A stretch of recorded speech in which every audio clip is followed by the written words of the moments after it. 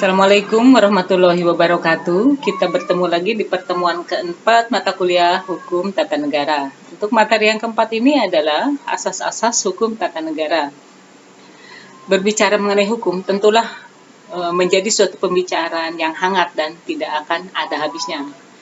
Nah, pada kesempatan ini kita akan membahas tentang asas hukum tata negara di Indonesia.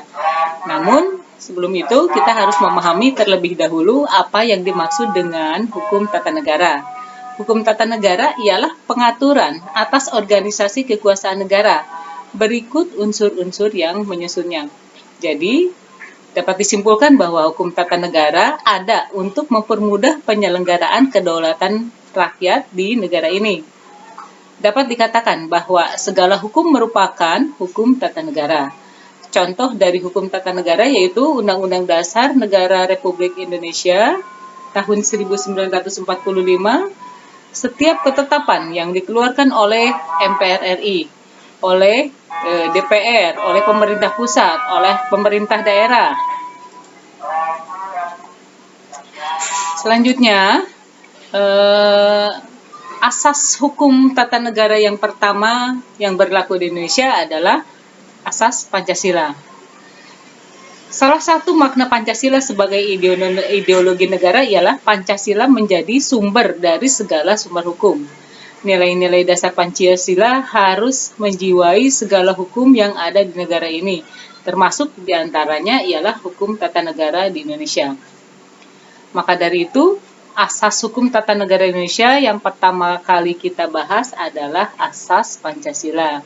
Yang kedua adalah asas negara hukum.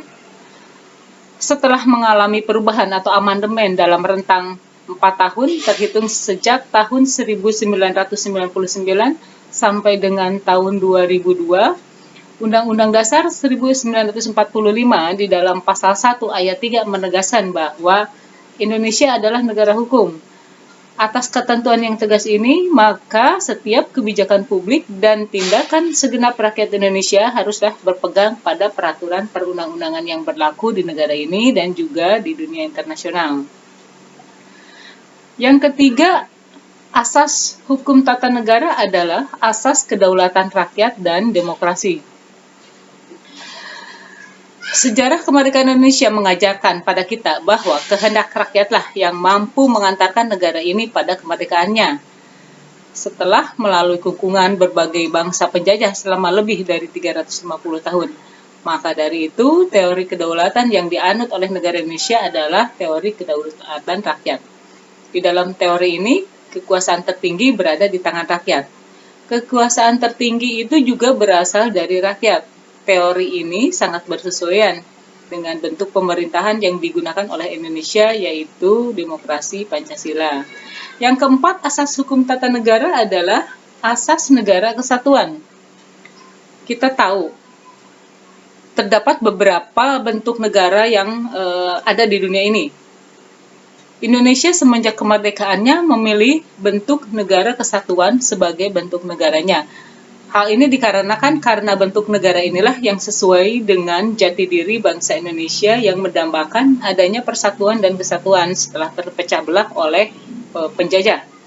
Selain itu, unsur-unsur negara kesatuan Republik Indonesia juga mendukung digunakannya bentuk negara ini.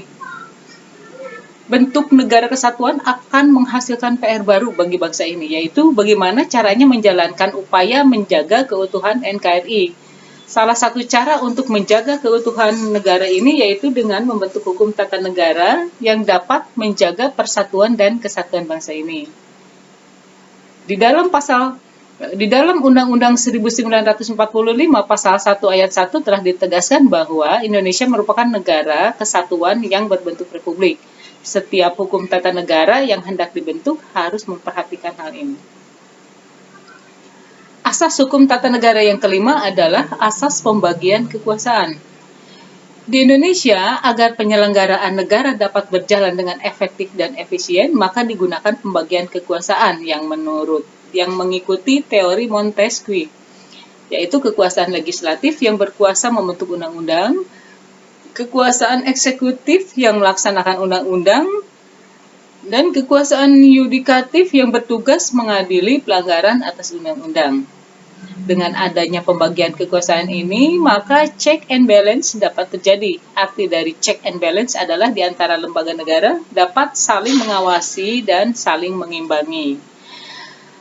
Oleh karena itu, maka setiap hukum tata negara harus memperhatikan pembagian kekuasaan ini agar tidak terjadi kesalahan atas materi yang hendak diatur.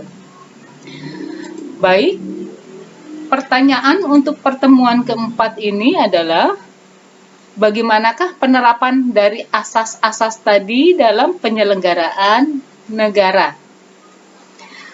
Terima kasih. Assalamualaikum warahmatullahi wabarakatuh.